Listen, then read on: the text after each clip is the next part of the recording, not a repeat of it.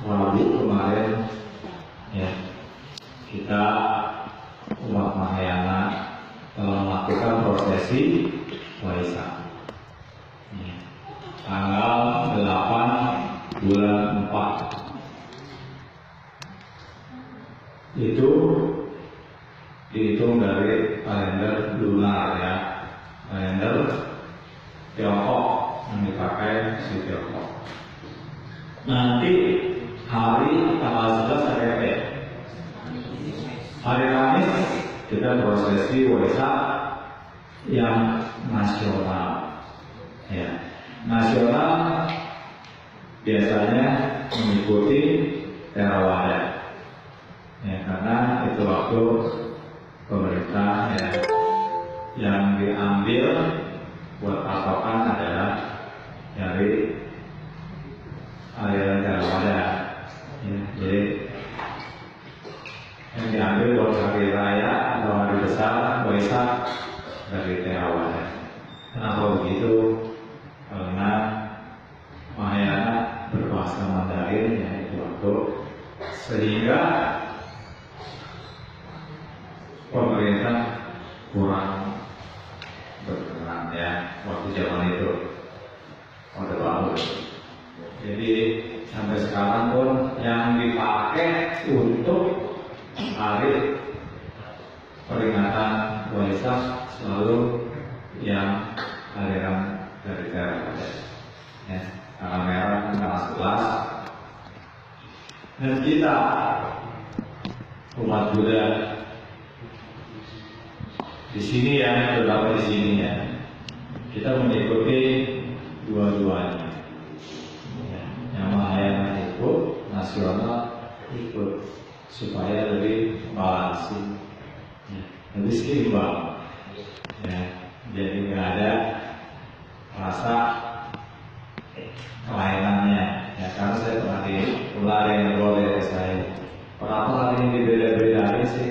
Nah di sini mau saya terangin ya, karena menurut para guru-guru besar yang di sana, menurut perhitungan beliau, ketika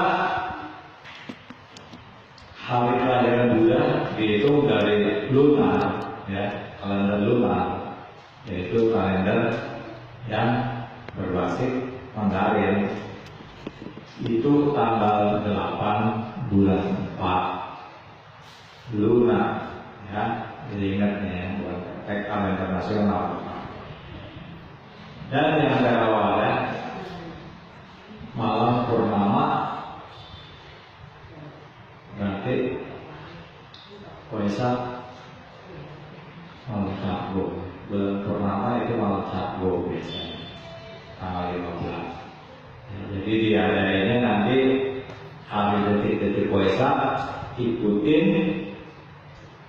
yang Theravada hitungannya ya, mungkin jam kalau nggak salah jam berapa ya, jam 10 berapa itu ya, ya nanti detik-detik Waisak. Apa sih arti detik-detik Waisak? Jadi di saat itu ya, di jam itu Buddha Gautama lahir. Jadi lagu yang suka kita nyanyikan itu mengikuti masa Theravada. Karena apa? Di dalam lagu itu disebutkan pada malam purnama lahirlah Bodhisattva ya, yang suatu hari kelak akan menjadi Sakyamuni Buddha ya, jadi secara nasional di Indonesia ya, terutama yang dipakai adalah tanggalan dari Theravada. Kok Mahayana kok beda ya? Nah, tadi udah saya jelasin ya, karena itu ikutin para guru besar di sana, dihitung mengikut tanggalan bulan lunar. Hari kelahiran Buddha Gautama adalah tanggal 8 bulan 4. Cuma kita nggak perlu membesar-besarkan perbedaannya. Kan kalau sekarang kita sudah merayakan, bukan menunggu. kelahirannya udah lewat, ya. Udah 2561 tahun yang lalu. Ya, kelahirannya sudah lewat. Kita cuma memperingati. Bahkan ada juga wira-wira, ada yang merayakannya sebelum ini. Ya. Dan ada juga nanti sesudah Waisak tanggal 11. Ya. Jadi itu terserah, tergantung dari para pimpinan wira itu masing-masing. Boleh nggak begitu? Boleh. Ya. Kecuali detik-detik Waisak yang ditunggu. Nah, itu harus jam yang tepat. Ya, kayak di sini nanti tanggal 11, mungkin jam sekitar 10 lebih kalau nggak salah. Nah, itu detik-detik Waisak. Atau dia berubah terus, ya nggak selalu pagi, nggak selalu siang, ya bisa juga tengah malam. Karena saya pernah dulu waktu mengikuti prosesi di Borobudur jam 11 malam, ya kita nunggu di sana prosesinya jam 11 malam baru diadakan kebaktian Waisak. Jadi jamnya nggak tentu, karena apa? Tergantung hitungan dari para ahli. Ya. Misalnya dia bilang, oh ini jam berapa jadwalnya? Nah kita ikutin yang itu. Jadi nggak bisa sembarangan detik-detik Waisak. Kalau perayaannya bebas, ya, mau kapan aja boleh. Yang paling penting kita memperingati hari kelahiran Buddha Gautama. 2561 tahun yang lalu, ya, waktu sudah berlalu begitu panjang, ya, sudah sampai begitu panjang.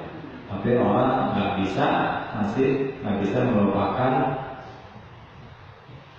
hari-hari kelahirannya, ya, pencerahannya dan pernikahannya.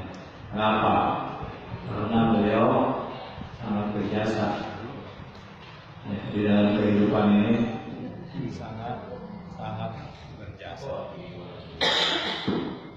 sangat berjasa karena telah menemukan pengetahuan tentang karma dan kehidupan kita sebagai manusia. Kenapa bisa berbeda-beda? Ya, itu yang paling penting. Karena dengan demikian kita jadi tahu arah dan langkah yang akan kita ambil, ya, di kehidupan sekarang. Karena apa? Karena waktu nggak bisa kita meminta waktu untuk berjalan perlahan. Atau kita nggak bisa meminta waktu untuk meriwayat, mengulang kembali agar supaya kita bisa memulai lagi, ya, dengan perbuatan-perbuatan yang telah kita ngerti sekarang. Nggak bisa. Maka itu setelah kita tahu, kita harus berubah diri sendiri, berubah dan menjalankan apa-apa yang telah kita ajarkan, mana yang boleh dijalankan dan tidak boleh. Jadi kita di kehidupan sekarang sudah mempunyai penerangan jalan untuk mencapai satu tujuan yang kita tuju. Ya. Jadi kita nggak perlu nyasar lagi. Nanti kalau masuk nyasar, Anda akan kembali lahir kembali. Nah itu adalah nyasar. Ya. Karena apa? Dalam kehidupan ini tidak membina diri lewat ajaran. Nanti terulang lagi, kembali lahir lagi. Terus begitu berulang-ulang, mengikuti perputaran roda sengsara.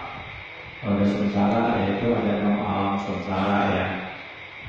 Kelahiran sengsara adalah neraka, alam binatang, hantu, kelaparan, malapetaka, dan asura. Kelima, manusia. Keenam, alam dewa. Alam dewa juga termasuk masih alam sengsara. Karena apa? Karena mereka juga masih bisa berkuliah lagi. Tapi kalau sudah memasuki alam alam dan bodhisattva, selesai. Jadi anda seharusnya memasuki alam bodhisattva, alam pusat.